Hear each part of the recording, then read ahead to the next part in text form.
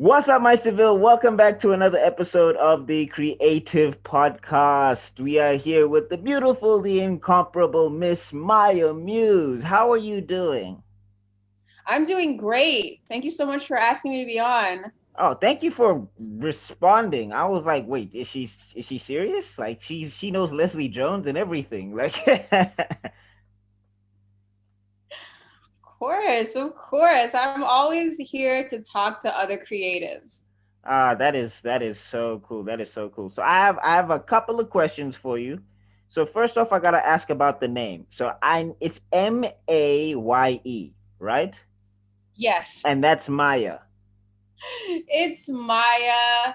Okay, so here's how it is. My mom, who I painted back there, Mm-hmm. she used to be an Egyptologist, which that Oh, was the first thing she did before she was an anthropologist. So she okay. was obsessed with she was obsessed with this Egyptian goddess called Mot. Mm-hmm. So it's Maat. Mm-hmm. Now, if you want to get perfectly technical, it's Mayet in French. Okay. So for English, it's pronounced Maye. For English, she's like, no one's going to get that. Drop the T. In English, everyone's like, oh, so your name is May. And it's like, no, it's Maye. Maya. But it's fine. It's fine. It's Okay. Maya and it's fine. She was just eccentric. Okay. Okay. All right. Cool. Every time. Cool. No, I was just curious. I was just like, oh, is that how that works? Awesome. Egyptologist. Jeez, you come from such educated peoples. Yeah. No wonder you're the correcting person on wording is hard.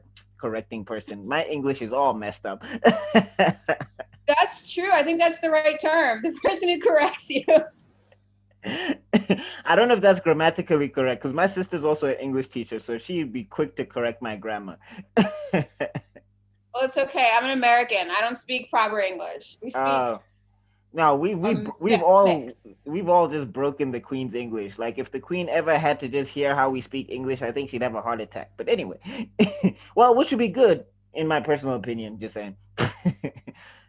People got opinions on the Yeah, let Queen. let me not get on the list because I think the Queen Elizabeth has people watching. Anyway, let's talk about LA. So you're an LA native, or you moved? I think you moved to LA, didn't you? I moved to LA to get into the industry. Ah, okay, yeah. So I remember watching that in one of your videos talking about how you moved to LA and all of that stuff. So is that like the nexus or the mecca of entertainment and creativity? Is it LA? It's the mecca for media and entertainment. I wouldn't say creativity. I mean, there is a lot of creativity here, but it's more about what makes money. Like if you want to make money as a creative, you move to LA or New York, basically in the United States. And that's where Okay. you have the best shot. Mm, okay, interesting, interesting. So, what made you choose LA over New York? New York is very crowded. People are on top of each other. When I was moving, the housing prices were much better in Los Angeles. Like you could Mm, actually get an apartment.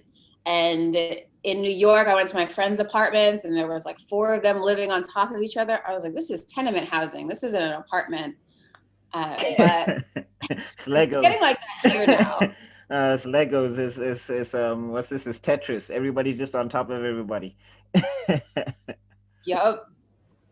Sounds like a fun time. Anyway, so yeah, you in LA doing a lot of creative things. I've seen a lot of the stuff about what you paint, and I had a couple of questions about that. So you got to meet Bill Burr, who you did a painting for. That was pretty interesting. How was that experience like meeting like big comedians like that who see your paintings and sign your paintings and all of that stuff? That was great. That was like 5 years ago, I think, maybe more, maybe like 8 years ago.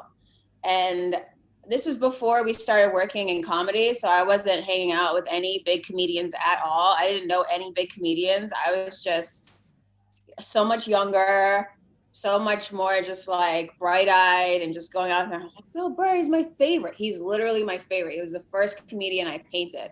And I painted that picture because I was sitting in the front row of him at Flappers. So I just took a little picture and then I painted it. And then he came back and I was like, look at what I painted. And he was like, wow, you're super talented. And that was so cool. It was so encouraging. That is that I'm jealous now. I'm jealous. Like yeah, no, I have a you girl in me somewhere. I'm trying to find it right now, but I'm super jealous because he's also one of my favorite comedians ever. Ah, man, that is so cool. That is so cool. Yeah, you because like I tried to do some research into you. You are into like a myriad of things. You're like Batman of the internet or something. You're like a polymath. You're everywhere. So I also found out that you skateboard and that you ice skate and all of that stuff. So Not skateboard. I don't oh skateboard. okay. I I don't misread mess with something. concrete. You mess with the ice over the concrete? Yeah, definitely. Because if you fall on ice, you're not going to scrape your skin or anything, and you keep sliding. You like Oh, kind of okay. keep going. Oh, It's okay. kind of Okay. graceless. Like you fall and you just keep going until you come to a natural stop, and everybody's looking at you until you stop, and you Oh, hope you don't like take out anyone's legs. oh, no. Well, I was just hoping I didn't look like I pissed myself because I went skating once and I hated it.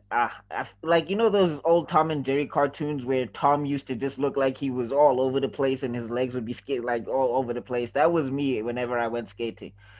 Man. It was so bad. Like I was holding on to strangers, be like, "Hey, how you doing? It's a nice day. Weather's really nice." I don't even know who I'm talking to. Just trying to stand up straight. Ice skating is hard. So yeah, Yeah, once you get the hang of it, it's easier. oh, okay. Geez, well, can't But some practice people don't now. go to that. So wait, is that something you did as a kid? Did you love ice skating, or was there a lot of snow where you were that made you ice skate? What's the deal? Yeah, I come from a cold weather place, New England. And when I was growing up, Nancy Kerrigan was the hottest thing around. And I was like, oh, I want to skate like Nancy Kerrigan. She's so graceful. And so there were ice rinks. And that was a thing that people did. They played hockey. People play hockey a lot where I'm from. Mm, okay. So, and I did it when I was a kid. And I just, a few years ago, I was like, I need to take up a sport because the gym was getting boring. So I went back to ice skating. Oh, okay. That's pretty cool. That's pretty cool. The only thing I know from hockey is people fight. Like that's the only thing I've ever seen from. I don't know any teams. I just know people. It's like the Royal Rumble in there, and then they get put in a corner for like 5 minutes. That's the only thing I know about hockey because we don't have ice sports where I'm from.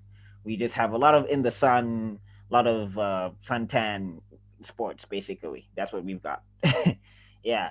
Where are you So, from? oh, I'm from South Africa, actually. Oh, okay. Yeah, Yeah, I yeah, see that. yeah. Oh, you see it in my face? No, I These. see why you wouldn't have any ice skating. Oh, okay. Well, I mean, some people think I'm from New York. Some people think I'm from Kenya. So I'm apparently across the diaspora, as they call it, which is I don't know how to See feel it. about that. Yeah, but I've never been to America. Want to go, but I've never been. It'd be cool. And yeah, huge fan of a lot of American entertainers and everything. Like All Def, I've been watching since 2013. So yeah, I've been in it for the long haul. I've seen to hear pre-pregnancy and post-pregnancy. Don't let him know I said that. Won't mention it. Speaking of Mr. Tahir and Wording is Hard, which you guys, Meisterville, please go watch that show. It is amazing. It's one of my favorite shows on the internet. I love it so much.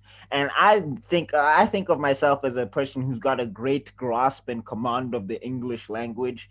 Yeah, there's words in there that'll just knock all the teeth out your mouth. Like that show is oh my gosh, it is like there's a G and the G and oh my gosh, and it's so amazing to see like guests flip out. Like how in the hell, yeah, man, how did Wording is Hard come together? If you can like talk about that, or how did your part in Wording is Hard come together? If you can talk about that for a second.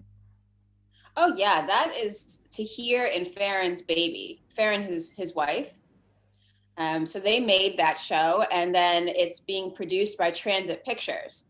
And I work at Transit Pictures. I had been doing daddy issues forever, and one of the owners of Transit Pictures said, "Well, we have a perfect person to have as the hostess or Mm, the teacher character."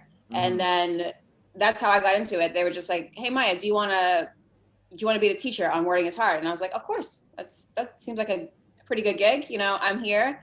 You don't have to worry about it. I'm always going to be available." And then that was it. It kind of fell into my lap. That is nice. That is nice. Yeah. See, opportunity waits for nobody. So as soon as they ask you, just be like, yeah, it's cool. It's cool. It's great. Like a lot of people I know, they kind of like, yeah, I mean, maybe. I was like, dude, just take it. Even if it sucks, you can at least do it, and then you can have that under your belt. Especially in entertainment, I've taken every gig that I've been on. None of them have paid yet, but yeah, still was there. Ah, You man. got to you got to work for free sometimes. At least in the first few years you're out here, I took so many free jobs. What was the worst one? Oh, the worst free job? Most of my free jobs have been good. And I'm not going to speak ill of any filmmakers because you Uh, never know who's going to blow up. oh, no, no, no, no, no. We protect the innocent in Meisterville. Don't worry about that. You can just talk about the experience if you like. Well, you get on sets, and a lot of low budget movie sets are long days. You got to do a lot of work. You got to wear a lot of hats, so do a lot of different roles. There's not a full film crew. Once you keep working, you get on sets where, okay, only this person touches the lights, only this person touches the food, only this person touches the wardrobe. You don't do anything else. You don't help with anybody else's job because it's all union. But Mm, before that, it's maybe a 5-10 person crew doing everything. mm. And that's just life. I mean, even the worst experiences, I'm happy I did, because at least it was an experience. It's something I can Yeah, talk about. It's a memory. It's something that sticks. So I find sometimes that these experiences that you think are so annoying are the ones that really give you your memories and your stories. So I'm yeah. just having a good time. That sounds. Geez, am I reverberating? What's happening? Hello, hello. Okay, It's there we not. go. Okay, cool. There we go. Sheesh. Ish, Africa. Anyway, oh man, I'm gonna get comments about that. Anyway, so yeah, I can attest to that because my buddy put together a show. He's in theater, so he does a lot of theater show, and he held a theater production, but he didn't have like a whole crew. So I had to go down there. I bought 2 tickets, and then I also had to go backstage and help with lighting. And that's the first time I had ever touched lights in my life. I think I even got a burn scar somewhere because the lights were so hot, and they were just like, "Oh yeah, oh, that time my hand is on fire," and they're just like, "Oh yeah, you probably shouldn't have touched that." It's like a warning sign, something. Could somebody Nothing. have said something? But yeah, well, it was a fun experience, and at least the show was successful, which was pretty nice. You know what I'm saying? It held together, nothing fell apart, and everybody performed their hearts out. It was a pretty cool experience because they did a lot of. I'm about to reference Black Panther because not a lot of people know about South African culture like that. But yeah, there was a lot of Xhosa people there, a lot of Sotho people, and they did like pieces in their language, in their home language, and all of that stuff. And they performed to. I think it was a crowd of 30 people, but yeah, they really killed it out there. It was a lot of fun. It was a lot of fun to watch and be a part of the backstage production. But yeah, that was my first time handling anything because I've never been in entertainment. I was just always a fan, and that was like my first deep dive into how it works backstage, and it was crazy. And yeah, yeah, I'll never forget it. But yeah, it was hectic at the time. Very hectic. Yeah, yeah. Constant. But you're doing quite a few shows. I recently saw, well, not recently. I saw a while back when you were on Zooming with the homies that you're doing a cooking show with Sabrina about a very, very old. Was it a railroad chef or something like that? Who's yeah, yeah. So Yeah, can we can you filmed talk it. about that? Oh, you filmed it Yeah, already. we already filmed it, and I'm in the process of editing it. I'm learning how to edit, which is just like ugh. But I had to learn how to edit for my YouTube page, so I'm already halfway there. And Mm, basically, the first one we did was we got this really old cookbook, not really old, but old by American standards, from 1911, that's all. and it was it's from 1911. His name is Rufus Estes, and he was a railroad chef. And it was the first cookbook by an African American. Mm. So we're like, let's try this out. Let's just see, let's follow the recipes as he says them and see how the food turns out. See what they were eating in 1911. And then we had a That's taster, which is Tahir and Farron and Tony Baker came in and just completely destroyed us. But we followed the recipes, But that's 1911 though. People were eating shoes back then. I'm pretty sure right? like there was roaches in sandwiches. I'm pretty sure wherever they could get the protein. That's It that. was different. I've never seen a cookbook like it. It wasn't, you know, it wasn't like a measurement system. And some of the measurements he would have like measurements I've never even heard of. And you're supposed to know how much is in a sack of flour. I'm like, I don't, I don't know these things. Yeah, I mean, y'all don't need it. Y'all don't even use the metric system. So I'm just like, y'all measuring must be hectic. I still don't get that. I tried to wrap my head around it. How does lbs turn into pounds? I'm still what is lbs? Like I went down a rabbit hole just trying to find that out. And then you got miles instead of kilometers, and I was just like, okay, America is a very different place from where I live. Not that there's anything wrong with it, but I'm just like, it's very confusing to me. It's more confusing. The imperial system is worse. There's no getting around it. That's why they don't use it for science. Like even the people who introduced it were just like, I think we were wiling with this one. Let's just change the system. Measuring things by a foot because the guy's foot was this big. Like, what is that? Now everybody has to do that. It's like, are we using Shaq's foot? Are we using Kevin Hart's foot? Like those are different feet. Yeah. So now this is a foot now forever and ever. Yeah, no. I mean, like there's plenty of weird customs around the world, I'm guessing. So, but you're also like a major historian. Like I've seen I've seen like a lot of you, like you inserting your knowledge of history and everything. Was that a thing for you growing up? Were you always interested in history like that? Oh yeah, total history nerd. I majored in it in college, Mm. so that's what I got my degree in. But I Oh. got it was a double major. Yeah, it was a double major in history and sociology. So I could figure out, you know, what's going on and how we got where we are and where are we. That was kind of Mm. my college question. And now, for fun, I learn about history, and then I just laugh about it because everybody was completely ridiculous. Oh yeah. Oh yeah. Oh, there were so many things that were like here in South Africa. The stuff that they used to do was I didn't get it. Like they had a whole European section, but it would be in the heart of a black city. So I'm just like, y'all really think that you're gonna stop people from like crossing the road? They have to get home. Some of them live on the other side of town. Like, how does this rule even work? Like yeah, like because I'm getting into some South African history that might be a little bit uncomfortable for people of a less darker hue, but we're here now. um, yeah, so apartheid is what they called it. Is basically they studied a lot of the Jim Crow laws and to insert them here in South Africa. So a lot of segregations, a lot of sections, and all of that stuff. But the problem is that being the majority population in South Africa, there was no way there was going to be no crossover. So it became so much of a, like, basically black people made it in South Africa, made it so much of an economic problem that they had to dissolve the whole system anyway because it couldn't sustain itself. So I was just like, then why'd y'all introduce it in the first place? Like, you should have seen this coming. You would be surprised. Like people used to be people used to be pretty dumb. I They think they're didn't really pretty think.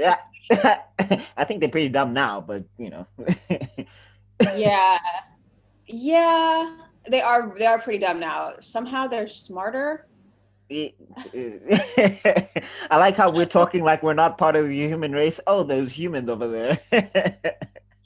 No, but I mean, me too. Me too. You know, with the advent of the internet and people just being able to look up information, but then I'm doing a video on it right now that being able to look up information makes you dumber in one way and makes you smarter in another way. So there's a trade-off. Yeah, yeah. Speaking of which, I gotta talk to you about your YouTube channel because been watching it, been loving it, and all of that stuff. And if you ever get sick of editing, I'm also editing for free for a lot of people. So if you ever want to hit me up, let me know. But yeah.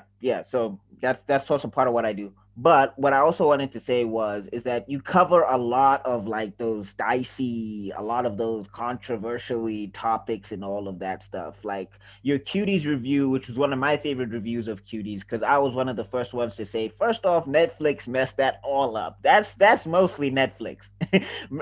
Netflix's marketing department was no friend to Cuties that day. It was just like, ugh. From the poster to the it was just it was bad. But you had one of the most rational reviews to say that this is a critique of the culture of today. It's not Netflix is not or the director, let me not say, because Netflix, y'all can sit to one side, you can sit your asses down one side over there. The director herself was trying to relay a very important message, which I think is very critical for today. And a lot of people, it went over their heads because Netflix had put out a very sexual image of these 9 year olds. But can you talk about that, the whole thing of how you tackled that, if you like? Well, I come at it from the side that as long as you present all the information Mm, to people and you give mm, a why of why you believe what you believe, you don't just mm, say this is the case and accept it as truth, but here's why I believe this. And if you disagree with me, please tell me why you disagree with me, not just say you're wrong. So that's where I came at with the Cuties review. Is I was basically saying, like, look, the director, Mamouna Decoré, mm. she came from an immigrant household and she was experiencing Western culture for the first time as well. So she could experience it as something that's foreign, whereas us, we're in it. So we're like, oh, this is normal, and we don't even give it a second thought. Like a fish doesn't give water a second thought. We don't give air a second thought. But if you get splashed into water, you're like, okay, this is different. This is wet to me. And so I think in America, I think this might be unique to America. I don't know how it went over for the rest of the world, but people just jumped on the fact that it was sexualizing 11-year-olds. Oh no, that happened here as well. That happened big time here as well. Okay. And it was definitely sexualizing 11-year-olds, but then what is Instagram doing? You know, people don't understand how people even date anymore and how kids talk to each other. It's getting a little pathological, like a little weird from a psychological perspective, a sociology perspective. Like, this is not how mating is supposed to go down. This is not how puberty is supposed to go down. We're kind of corrupting it through, I would say, not quite capitalist, but there is an incentive in Instagram, for example, to push things that gets more clicks. And so by pushing things that gets more clicks, they don't understand that that process is trickling down to be very harmful to young girls who need to assert themselves in the social hierarchy at around that age, at around 11, 12, 13, when they hit puberty. That's perfectly normal for kids to do. And then when you do it in the context of, well, what gets more clicks, what gets more attention, which is why Netflix made this poster, because America's all about, like, we have to grab your attention. Like, no matter what it is, even if we have to say something terribly offensive or insult you, we have to grab your attention because there's just so much going on around you that we have to hold you down for something. We have to get your eyes to stop moving and pay attention. Yeah, well, I mean, that's how World Star became a big thing because everybody was like, fat lady gets socked out on the train, World Star, World Star. So yeah, and then you're just like, what, fat lady on the train? Who's fighting her? Why are they fighting? And then you Yeah. see bras and things, and it's just like, oh my gosh. And then you're like, oh, I just clicked on this stupid ass page. Yeah, and then you get lost in a rabbit hole. I definitely can, yeah, vouch for those sentiments. No, I mean, here in South Africa, we also have a because like what a lot of Americans I think don't understand is that like what's this like I'm not saying you in particular or any like American city or whatever, but I think like the culture in America, y'all are the North Star for entertainment for a lot of the world. Just that is what it is. It is the truth. A lot of the world, whether they want to admit it or not, they kind of funnel their entertainment sensibilities towards America. So, like, when a lot of your stuff happens, it might happen in a vacuum for you, but there is like a trickle effect that spreads across to the world. And now, also, girls this side will see American celebrities, or they'll see like American things, and they'll want to emulate that. I know my niece is a huge. I want to say Megan the Stallion. There we go. Why did I forget? Why did I talk like that? Why did I want to be like, that, like, I'm an old person, like, that Megan the Stallion there, that's what old people do. They always add like a that or the Megan the Stallion. Yeah, she's a fan of Megan the Stallion, and she was doing the body yaddy yaddy challenge and everything. So yeah, definitely we felt that whole thing of we have to grab your attention because there's a lot of stuff going on, and I think it happens across the world in any sense anyway. They always got to have some sort of shocking headline, and it's never actually about what's in the headline when you read the article, which that frustrates me because I'm just like, you know what? If you have a good product, I will click. If you don't, I won't click. So don't clickbait annoys me. But yeah, I can definitely share those sentiments and all of that stuff. Another video of yours that I really wanted to talk about was the one with the cult versus religion, because that was one of my favorite videos from you. So how The did one that that come just came together? out. Yeah, the one that just came out. I subscribed. I've subscribed. I've turned on notifications. I'm there every time. Thank you. I'm obsessed with religions and cults and what people believe. So I also like cults because it's propaganda and it's brainwashing. And that's sort of what I studied in school, which was sociology and media. I started off as a journalism major because I wanted to be a journalist. I wanted to be a scientific journalist. But then I was thinking, okay, in the US right now, science is not our problem. We got science covered. We're good on science. It's the society that's failing. Mm, Not failing, but showing some breaking points. There are some weak points in our society. it's So getting a B. It's getting a C minus. It's getting a C minus. yeah, on a in a scaled class, it's getting a C minus. So I'm always studying cults. I'm like, how did you convince these people? What is the mechanism of propaganda, of brainwashing? Not just the, oh, they were brainwashed, but like, how were they brainwashed? Over and over again. Like, you can name off the top of your head what, a dozen cults right now that they keep doing this process. And what is a similarity is, psychology, groupthink, social psychology. Why is this happening? But then you have it next to the legitimate search for the infinite, for God, for spirit, which I don't think is always corrupt. I just think that people are corrupt, and so they corrupt the search for spirit. But I don't think that people should get those two necessarily confused, even though they're very, very close. Now, I would always say this: spirituality can enhance religion, and religion can enhance spirituality, but it doesn't necessarily mean they go hand in hand. Like, spirituality and religion are two separate things. Like, one can lead to the other, but it doesn't mean they're mutually exclusive. So just because you're a Christian doesn't mean you're spiritual, and just because you're spiritual doesn't mean you're a Christian, type of thing. So I Mm-hmm. that's definitely my stance on it, because I've seen crazy things where I'm just like, yeah, as much as I'm in this religion, I'm not doing that. I'm not banging my head against the wall. I like my skull the way it is. I'm not, because I've seen people get the spirit and they be throwing themselves to the floor, and I'm like, when did this turn into a WWE wrestling match with God? Like, I don't think God is supposed to be choke slamming you. Yeah, when they catch the Holy Spirit, they fly back. Well, so yeah, like why you must uh, they must convince them that they've yeah. caught something. Like Yeah, no, it's I acting too. I've had the Holy Spirit, and I just had a good Sunday. That was it. That was it for me. I was good. I didn't need to get the body slam and the rock bottom and all of that stuff. I was great.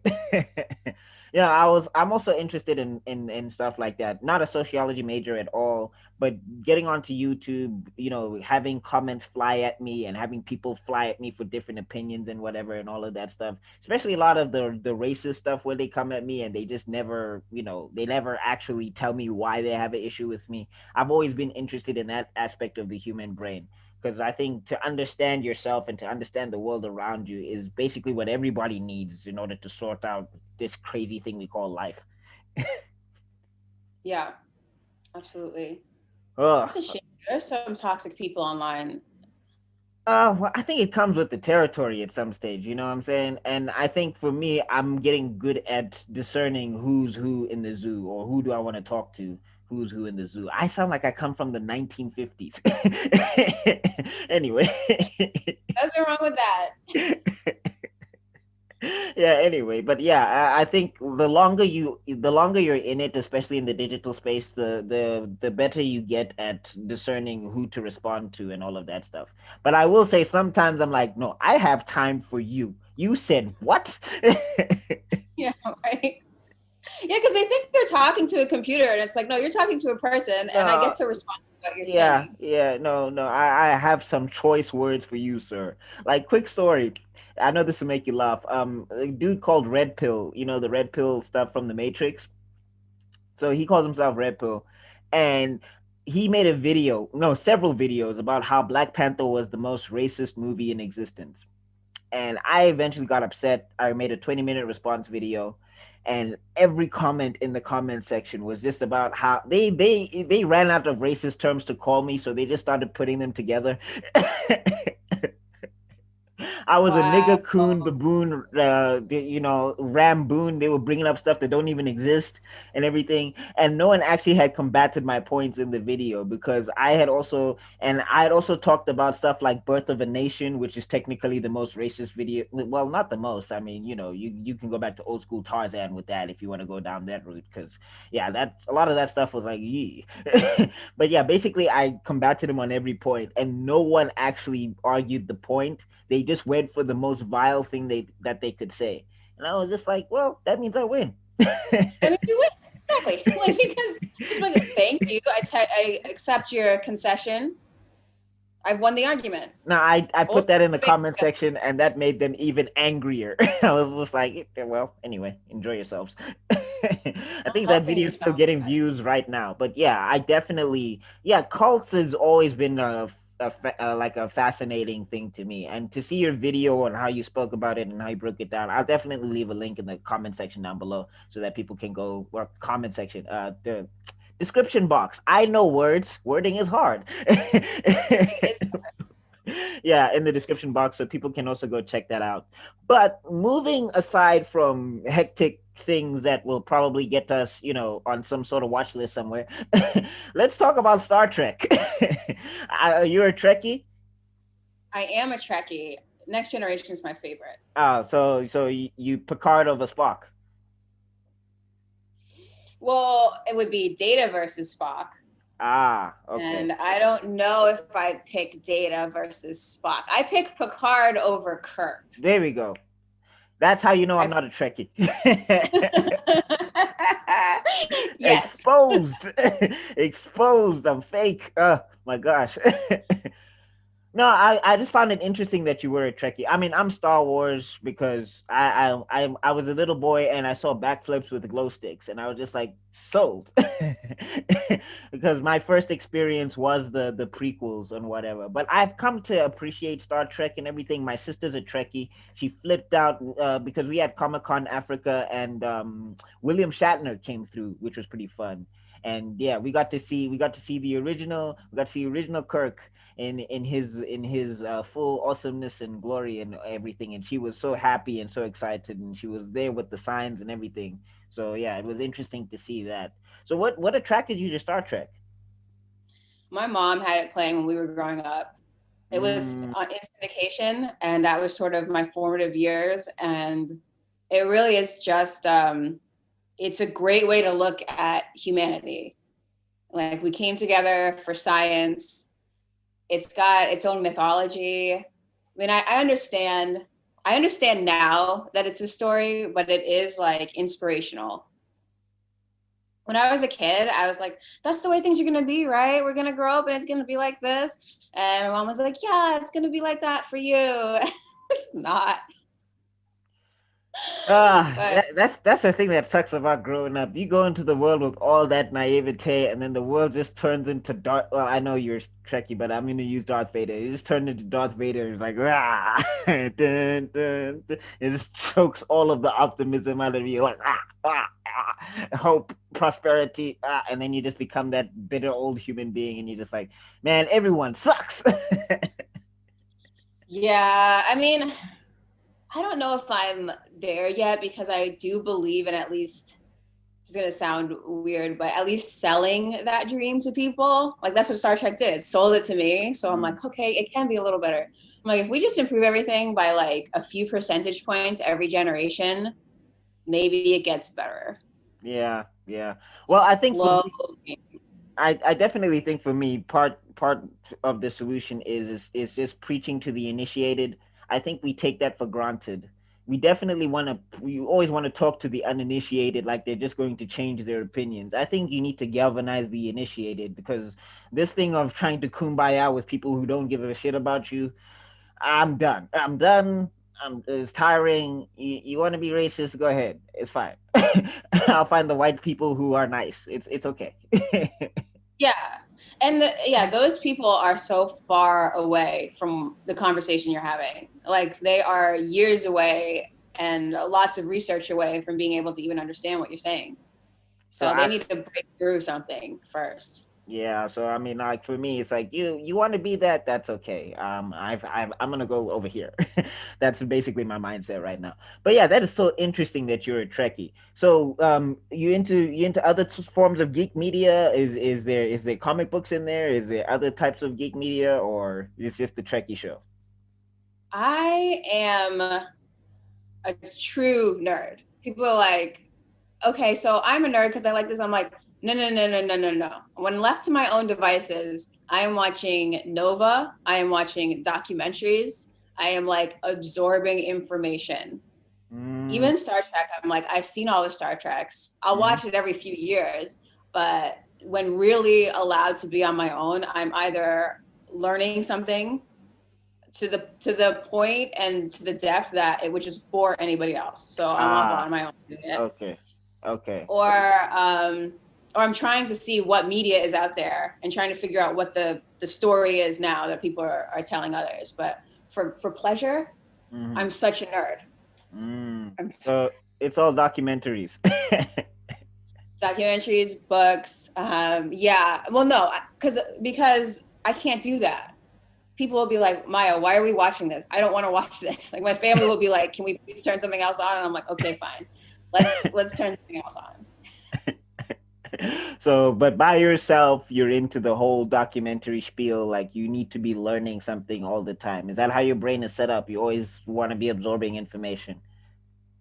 I'm absorbing information and then I'm making jokes out of it Mm, because okay. I think the way we are is funny. Like I think reality is like Oh, that funny. it's hilarious. Oh, it is a hoot.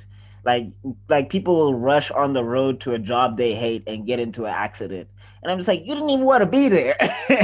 Yeah, just chill, guy. It's why fine. why why are you rushing? Like my job used to hate me because I used to be on cruise control. I will text you a whole hour earlier, like I'm gonna be late and I'm gonna show up and you're just gonna deal with it or you're gonna fire me. That's literally the only two outcomes that you have. Yeah. So is there any type of documentary that's your favorite? Nature documentaries or murder mysteries or all of that, all of that stuff? Hmm. Because Well, right I do now, like a good documentary myself. Oh, sorry. oh yeah. Well, right now I'm watching there's an HBO series on Heaven's Gate. Mm-hmm.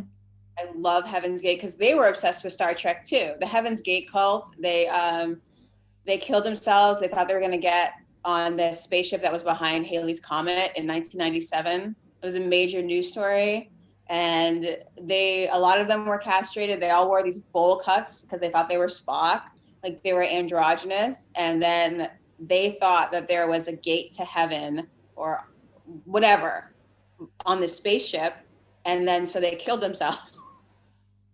And I'm watching this documentary on it because I'm like, you got this from Star Trek? Really? This is what you took from it? wait, what? Wait, what? They did This what? was, yeah, right.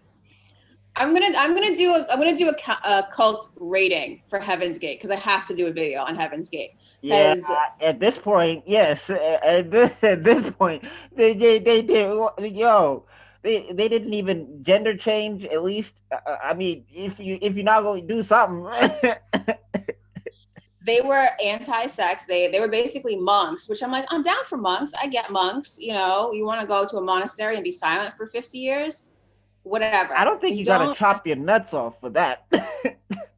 No, no. I'm pretty sure there are monks that still have their nuts. Like, I think they usually do. wow, wow. Who knew Spock would inspire people to cut their shafts off? That is a very interesting plight. I might just go check this out for myself. It's on HBO. Check it out. It's really well done. And I've been kind of obsessed with them for a while. Last Podcast Network did a whole series on Heaven's Gate. And I'm like, they may have been able to get me, but then I would have left like pretty early on I because they think would have the gotten me. I think the minute they ask you to remove some skin, you would have just been like, maybe that's not for me. But you're 10 years in by this point. You're in and you've cut ties with your family. For these people, they change their names, they cut ties with their family. And then they put the, hey, what if you cut your nuts off too? That's uh, when they get you. I They don't think that start off that the would gate. that would have just been my wake up call. Like I like what I have down here. This is y'all don't know the full capabilities of what we can do with this thing. Now I have to get rid of it. I think I'm good. I think like I'm surprised. That is some commitment of note because anytime you ask a dude to do any altering to his junk and he's like, yeah, sure, that is just like okay, that is commitment of note. Yeah, they're a fun Whew. one. Who? Ah, man. Wow. I've been a fan of so many things. I am obsessed with so many things as a fan, but I would never join the Teenage Mutant Ninja Turtle cult and make myself look like a turtle. I think that's just that is just a special dedication. Well, that there you go. That's a good look, not a good call, a good cult. You know what I mean? Like that's an effective cult because I'm Mm. like, this is some high level brainwashing. You convinced 9 people to do this. Yeah, I just always wonder what it is. I mean, even if we to go political for a second. I know, like people think that I'm this geek channel as well, but every time they come here, they find political stuff, and then eventually, randomly, I throw up a black power fist. um, but yeah, like what's this with the COVID stuff? That was something that was some of the most interesting things I've ever seen. Like I think for me, the interesting ones was the people who could afford it but then just never followed any of the protocols because political leaders told them that this thing was a hoax. And I was like, you just believe people out the gate? Like, you don't even do any research for yourself? Like, I'm a conspiracy theorist of note. Like, if anybody, like, if it was possible, if I could manifest a tinfoil hat from my thoughts, it would be on my head. But I'm still very discerning with what information I take in. Like, I don't just believe people because people say things. Especially for something like this, like just wait it out and see. Even if you don't believe, just see what's going to happen. Because Yeah. right now, our COVID numbers are terrible here. Oh, we're spiking too. I'm predicting another lockdown for us, but like it's just it's always been interesting to me because it's always like COVID is a hoax and then the vaccine is a hoax. So what's real? What are we what's real anymore? It's like the Twilight Zone. It can't all be fake. There has to like it can't all be fake. It has to be something that's real. Anyone you ask, different things will not be real. People think, I'm not even joking, I researched this for something, but people still think that not a huge percentage, but a significant percentage still thinks the sun revolves around the earth. There's, of course, the earth is flat. People like, once you get into the depths of YouTube, you can just see all kinds of people pushing all kinds of theories. And that's what's fascinating. It's like, how do they get them to believe it? They say, well, we know this is true. Okay, so if you believe this, well, then what about this? And then the more you bite, and then they, down the line, then they say something super crazy. And you're like, oh, but you've already believed them on all these other things. So then you bite that too. So we're a DJ disc. We're a vinyl, and the sun is rotating us. That's basically what people believe. Okay. Um. Hey, to each their own, I guess. I've just always asked myself, why don't you just walk yourself over the edge? Like that's always just like just send a mouse or something, or shoot a rocket or something, and just see if there's an edge. Because nobody ever checks if there's an edge. There've been plenty of people who flew around the planet, but nobody checks if there's an edge. So wow, humans, we are such a strange race. We really are. We're funny, but as long as you don't get too close. Yeah, yeah. Like I wonder if animals ever talk to each other like, look at this dude. You see what he's doing? No, I hope not, because then we're just gonna be like, okay, we can eat them. Like, don't get too close to those ones; they're gonna eat you. Like I'm just picturing Tony Baker's voice and he's like, these humans are crazy, man. Like they just be shooting each other in the street for no reason. Like, damn, even I just eat one elk a week and I'm good. Yeah, someone wrote in a comment that because I compared in that video I just put out, I compared humans. I was like, we're just animals. Like, be nice to us. You wouldn't be mean to a dog for being a dog. Be nice to a human for being a human. And someone got really mad and wrote this like super long essay that got mad at me for saying that comparing humans to animals. But I'm thinking like you should be flattered that humans are animals. Yeah. The only thing that We're separates worse. Yeah, the only thing that separates us is that we have these things that we call brains, and we think it makes us smart. It really doesn't. Like, I mean, it does, but at the same time, we are at our base core. If you were to strip away all of these amenities that we'd have, we'd basically go back to being animals. So I don't understand why they have to. And also, what I never get about that is who's going to read that? How did you sit there for 20 minutes typing that entire? Who's going to read that? Who? I don't have Yeah. time. I literally just replied okay to one of those Bibles. I was like, geez, you sat there for 20 minutes typing this thing with all the conviction in your heart, and I'm never going to read it. I feel so sad for you. I do, because especially something like that, you got to put spaces too. Like you got to put it in paragraph form. If it's a huge block of text, I can't do anything with this. Sound like a teacher marking a paper. She's like, honey, I get that you're upset, but first off, your opening statement, it's not strong enough. It's not hooking me.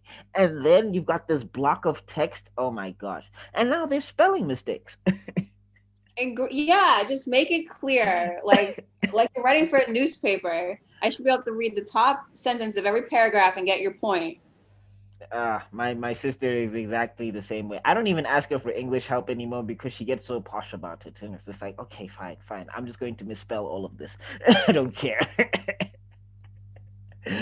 Oh man, it has been so fun to talk to you. It has been a lot of fun to get to know you, and I've been a huge fan for a minute, and it's been a surreal and a really great experience to pick your brain as a fellow creative. So I want to say thank you so much for coming through, for giving me your time. It is just it's wow for me. I'm trying to contain my fan. Is it fanboy, fangirl, or fan non-gender? I don't know how it works anymore, but It's my pleasure. I'm really happy to be here, actually. thank you. I hope you had a fun time. I hope I get a nice review from you. Of course, you know it. Oh, okay. Thank you.